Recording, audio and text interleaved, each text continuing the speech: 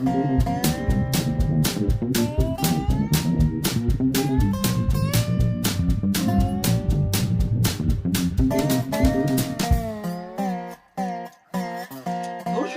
bienvenue à la Minute Pia Pia. Aujourd'hui, c'est la Saint-Valentin. Alors, bonne Saint-Valentin pour ceux qui la fêtent. Et aussi, et c'est le sujet d'aujourd'hui, bonne Saint-Valentin pour ceux qui ne la fêtent pas. Vous allez comprendre. Aujourd'hui, nous allons parler d'égrégore. Qu'est-ce qu'un égrégore? Alors de moi-même, s'il fallait que je vous donne toute la définition, je finirais par m'embrouiller, je ne saurais pas parler correctement, donc j'ai fait appel à Internet, mon ami, tout est sur mon téléphone, et je vais vous lire la définition. Je vous promets, ça ne durera pas trop longtemps, et c'est très intéressant. Donc un égrégore est un produit par un puissant courant de pensée collective.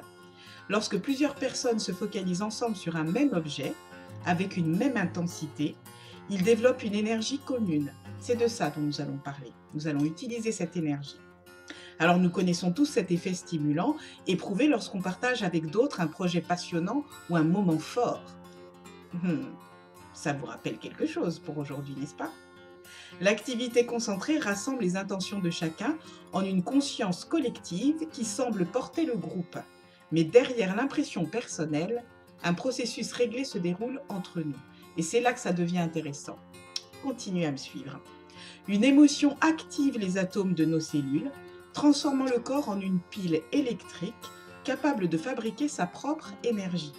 Ainsi, par la seule force d'une émotion mutuelle et sans même s'en rendre compte, nous connectons nos sources d'énergie et en créons une plus grande. C'est-à-dire que l'égrégore, c'est ça. Toutes ces espèces de petites rivières d'énergie individuelle vont se combiner pour former un réceptacle énergétique exceptionnellement puissant. Lorsque toutes les pensées convergent en même temps sur un même objet dans un même but, il se passe un phénomène physique énergétique. Une des personnes qui a le mieux parlé de ça, si vous voulez en savoir davantage, c'est Rupert Sheldrake. Je vous mettrai un petit lien en dessous. Le biochimiste Rupert Sheldrake parle de champ morphogénique et génétique. C'est ça qui a changé toute ma vie. Quand je vous dis que je travaille avec le quantum, c'est qu'à 15 ans, j'ai découvert ce que faisait cet homme et ça m'a passionnée. Le ressenti d'un individu exerce une force sur celui de l'autre. Ce mouvement par résonance va influencer leur comportement et leurs pensées.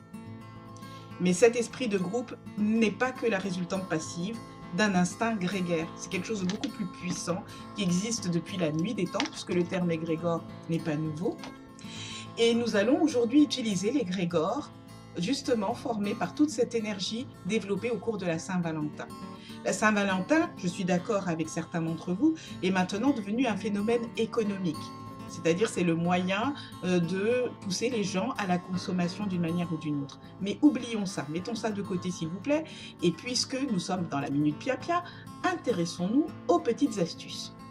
La Saint-Valentin, c'est aussi à travers le monde maintenant un jour particulier durant lequel les gens fêtent l'amour. Surtout en France, on est surtout centré sur tout ce qui est sentimentalité, on va dire, ou sentimentalisme. Mais aux États-Unis et outre-Manche, on fête aussi l'amitié, c'est-à-dire que la Saint-Valentin est au cœur de ce qui représente les échanges de cœur à cœur, en fait. Et c'est là que ça devient intéressant, parce que l'énergie du cœur, cette puissance-là, est inégalable. Donc si en plus on se branche sur cet égrégore particulier, on peut accomplir des choses exceptionnelles. Alors comment se brancher sur cette énergie? Avec une petite astuce, et la petite astuce des Minutes Pia Pia. Ben, excusez-moi, c'est toute cette énergie qui remonte, je suis déjà euphorique, c'est fou. Alors je vous la donne tout de suite. C'est un petit exercice qui dure quelques minutes. Comme d'habitude, je ne force rien. Je vous invite à le faire si vous le souhaitez. Ou si vous ne le souhaitez pas, regardez. Ou si vous ne voulez pas, bien, je vous souhaite une bonne journée. Alors allons-y. On se détend. On fait d'abord 3 inspires et 3 expires. À chaque inspire, on retient ici au niveau d'ici de la cage thoracique pendant à peu près 4 secondes son souffle et ensuite on le laisse aller. Commençons.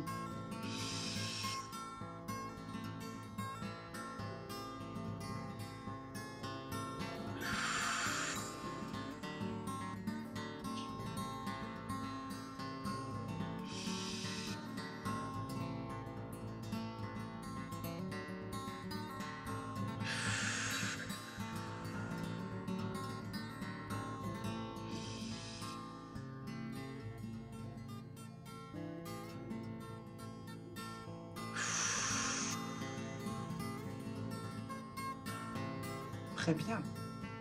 Maintenant, en inspirant, nous allons nous brancher sur l'égrégore de la Saint-Valentin.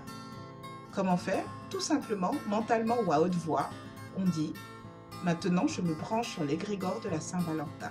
Et on inspire en ouvrant les bras.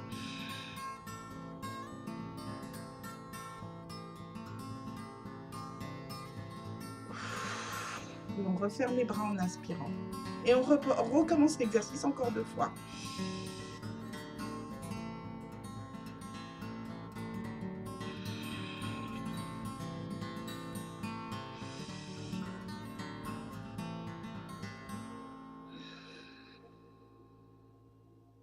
Alors, ce que j'ai oublié de dire, c'est pas malin de ma part, c'est qu'à chaque fois qu'on repousse, qu'on ressort l'énergie, on l'envoie dans notre vie. On ouvre, on la prend et on la renvoie. On prend, on renvoie, on prend, vous avez compris, on renvoie. À la fin de cet exercice, déjà, vous vous sentirez un petit peu euphorique, justement, joyeux, vous serez gorgé de toute cette énergie bienveillante. Parce que c'est une belle énergie. Bien sûr, il y a toujours la trouille de celui qui a oublié un cadeau au dernier moment. Ne vous inquiétez pas, ça rentre aussi dans le champ morphogénétique. Mais seulement, ça ne supplantera pas toutes les autres belles, magnifiques énergies d'amour, de espèce de ce rayonnement un petit peu dans les vibrations de Kuan Yin, c'est-à-dire ces lumières roses, violettes, etc. C'est quelque chose d'assez exceptionnel et c'est quand même plus intéressant de se brancher sur ce type d'énergie que cette énergie d'anxiété qui en ce moment est en train d'envelopper le monde un peu partout. Donc comme c'est un moment un peu exceptionnel, je vous invite à avoir votre part du gâteau, si on peut dire. Voilà, et la minute Pia c'est terminé pour aujourd'hui. J'étais vraiment ravie d'être avec vous, je vous souhaite le meilleur bien entendu. Je re-souhaite à nouveau une bonne Saint-Valentin pour ceux qui la souhaitent. Pour les autres, faites cet exercice, vous allez voir, ça va vous donner du peps aussi. Et à la fin, vous aurez envie de vous donner un cadeau.